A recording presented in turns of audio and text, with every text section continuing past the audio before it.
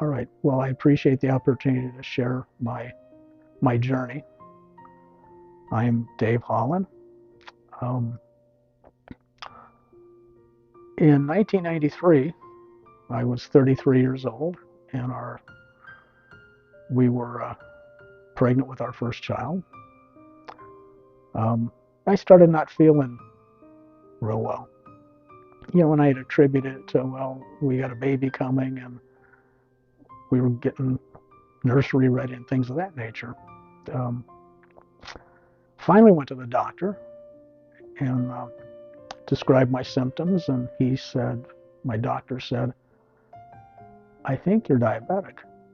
They took a blood test in the doctor's office, and my blood sugar was like 400. They sent me to the hospital, and literally, we didn't even go home. And again, diagnosed as a type 1 juvenile onset diabetic at age 33, which in and of itself is an anomaly. I followed the program. I did what I should. I tried to remain physically active. My wife Sonia watched my diet like a hawk, and I did the right things. Took my meds, walked everywhere, and so forth. By 2001, nonetheless, my kidneys failed. On all days, September 11th, 2001 was the day I had my doctor's appointment where they told me after I'd had the urine test that I was spilling a high amount of protein in my urine, and was told in the short term, you need to go on dialysis, and in the long term, you're going to need a kidney transplant. For the first year on dialysis, and fortunately I was able to go on peritoneal dialysis, so it fit into my work schedule well. I was still able to work full time. The first year on dialysis, quality of life was still okay. By the second year I was on dialysis, life was pure hell. I couldn't be the husband and provider that my wife deserved. She basically had to do the job of two parents. I couldn't be the father that my kids deserved. When I was diagnosed, our daughter was 8, our son was 4.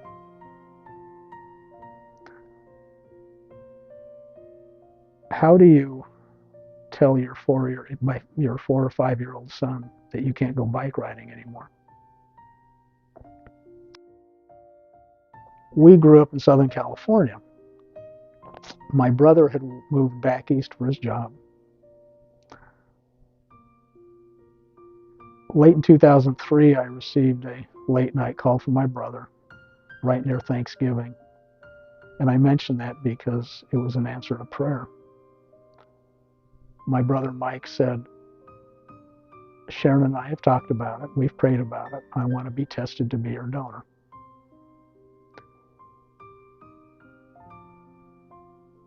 It wasn't the easiest thing because they lived 3,000 miles away. So it wasn't like Mike could just go to Loma Linda, which was my transplant center, and be tested. So there were those challenges because they was at a different hospital and so forth. So finally, after several false negatives and false positives, April 6, 2004, my little brother saved my life.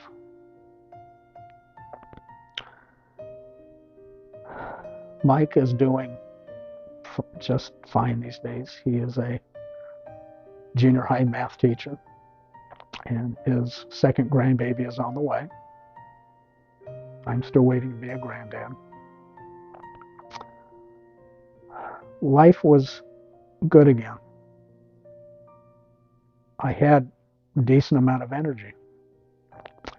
and was able to get back and do some things that I hadn't been able to do. Bike ride with my son, for example. Nonetheless, I was still diabetic. And as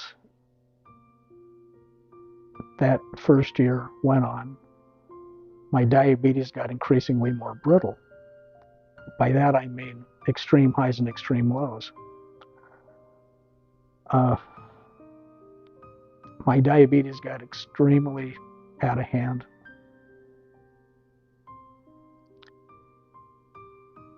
And I ended up back in the hospital.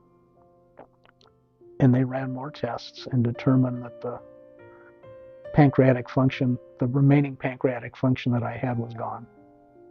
And I was listed for a pancreas transplant. And after 14 months and a handful of what I call please stand by calls,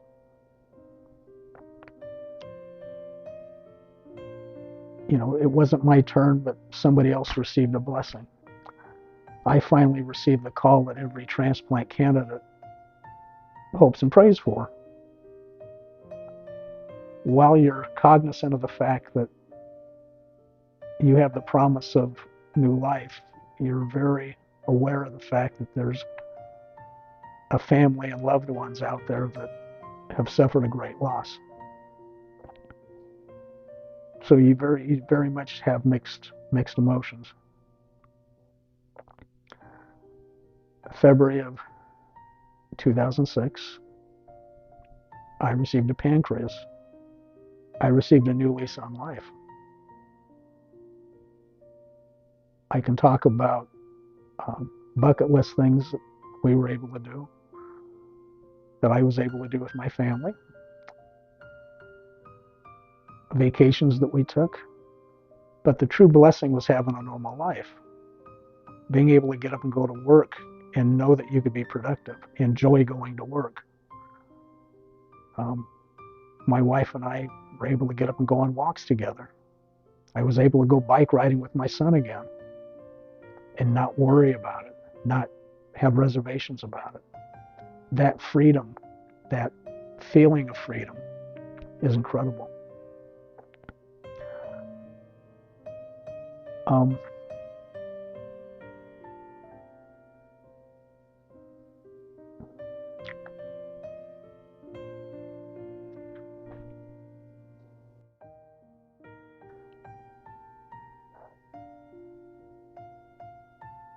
If I was sharing with you up through early 2017,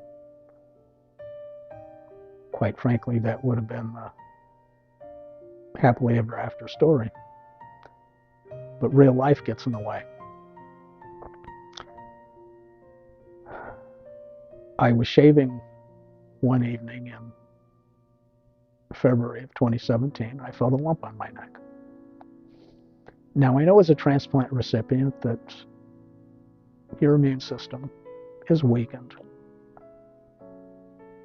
is degraded a bit because of the anti-rejection meds you take that allow your transplant to remain vibrant. You have to be proactive with your health management. So I knew what that could mean. I went to the doctor, and after a needle biopsy and an ultrasound, I was diagnosed with thyroid cancer. And without getting into the ugly story there, suffice it to say, within a year and a quarter, I had 4 major surgeries. But I've been blessed. I'm blessed to be able to say that I'm cancer-free. I've been cancer-free over 5 years now. And I've been asked, if you knew, based on the transplants and the anti-rejection meds that that I have to take and continue to take, with the knowledge, if you had the knowledge that you were eventually going to get cancer, would you have had your transplants? Would you have pursued those? Without batting an eye, in a minute. Life is a blessing.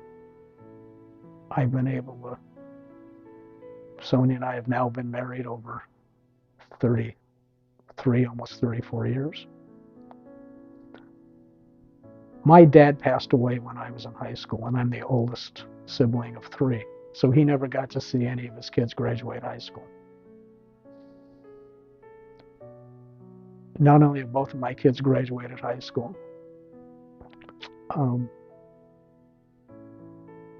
I've got to see our daughter graduate college and into her career. Our son is in college. This last summer, I got to walk my daughter down the aisle. Life is a blessing. Life is good.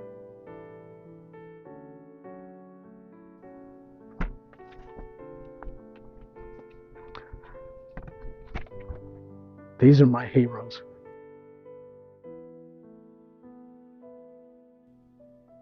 My pancreas donor was a 16-year-old young lady who had the presence of mind to register as a donor when she got her driver's license.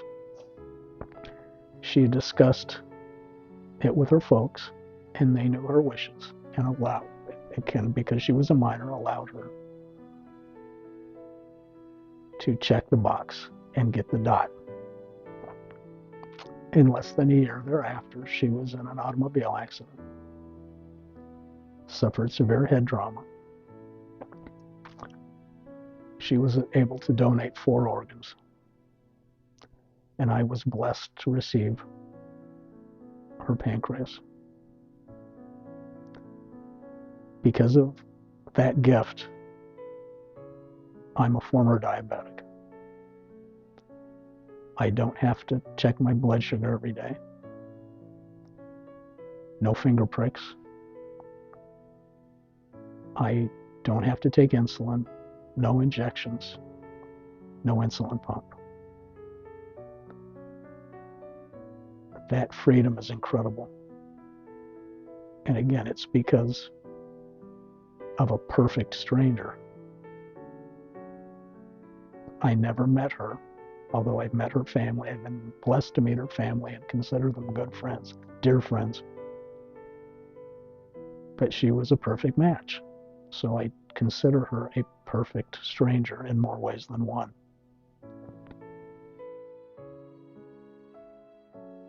After the transplant, my brother received a job offer from an old high school buddy. They moved back to Southern California, and so we've been able to watch our kids grow up together. We're able to spend those family holidays together. We can go run to Dodger and Angel games together. He's a junior high math teacher. He also has done Ironman type of things. He has coached junior league and high school basketball. And he's doing well. Life is a blessing. Yeah, day-to-day life, you get caught up with sweating the small stuff, and I'm as guilty of that as anybody. But, I know how it is to feel bad, to feel like you don't have a lot of hope. Our Christian faith never allowed me to lose hope. But your flesh, at times, you wonder how much more your body can take. And again, the love of my brother and the love of a complete stranger changed my life and have blessed me.